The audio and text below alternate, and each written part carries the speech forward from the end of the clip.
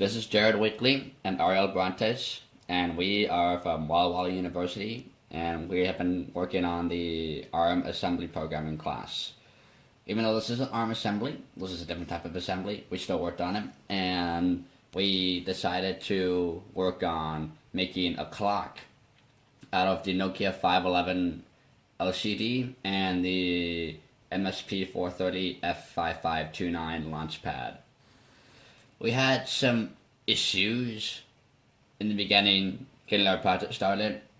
For starters, everybody else seems to have used a slightly different version of the Nokia 511 that we did, and it made it almost impossible to find a matching schematic for that. So we kind of had to guess repeatedly until it worked.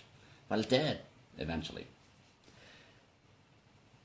The other problem was that almost all the example code for writing to an LCD, and by almost I mean 99.9997% of it on the internet, was all in C, and if it wasn't in C, it was in C++, and all of it was for a different board. It was for the G2553 or G254, whatever.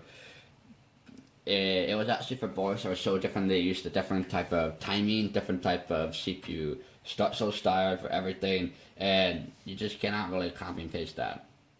So, what we ended up having to do is we finally found a rudimentary type of display library by someone that actually worked on the F5529.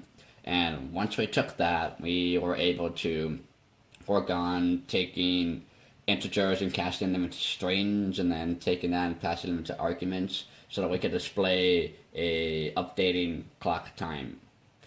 That was very painful, but we managed to do it.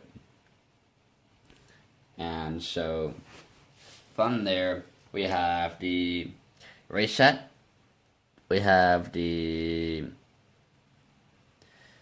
ground, the VCC, the software class, the serial inputs and outputs, managing for the LCD, and they're all interfaced with the board, except for ground, which is actually useless, but we put it in anyway just to make sure we didn't have a spare wire.